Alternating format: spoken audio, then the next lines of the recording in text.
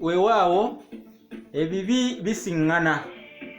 Kyova olaba tugenda ne tugamba nti kaawa bisiŋŋana ettungo likira eddonge, n'ebibi bwe bito bisiŋŋana kubanga Seviri akuwa enkusakusa, waakiri akuwa enkusakusa eza sserebera n'atakuwa oli eyawaawa. Kale okubategeeza nti tutuse wano okuba yongerako mu kuyiga, mu kwejjukanya, tambuza olulimi lwa Ssaabasajja luno olulimi Oluganda, kubanga n'akuukuulira mu kyekkumbu teyeeganya kukwata nkwedde. Nange mbagamba nti ayanyakula guno si gwa kabukuta.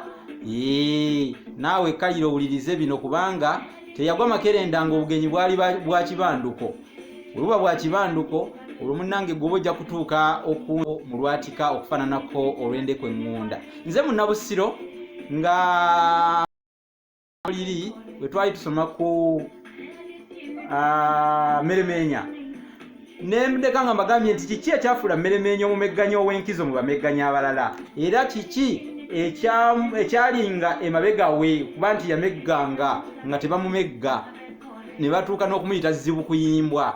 Kubanga zibukuyimbwa tutegeeza mu lulimi Oluganda gwe tuyita zibukuyimbwa ye mumegganyi gwe atameggeka nga tebamumegga, ye nga w'amaanyi nnyo kwegamba mu kumeggana oba omuzannyo gw'ekigo nga buli lwe wabaawo omuzannyo yamegga tebamumegga, tubola bamuyita zibukuyimbwa. Omusajja oyo okufuuka zibukuyimbwa yasookanga kwesiiga binazi, yeesiiganga ebinazi yenna ate omuzannyo gw'ekigo baaguzannyanga nga abaguzannya baba bameggana basooka kujjamu ngoye, kati ye omubiri gwe ng'agusiiga binazi.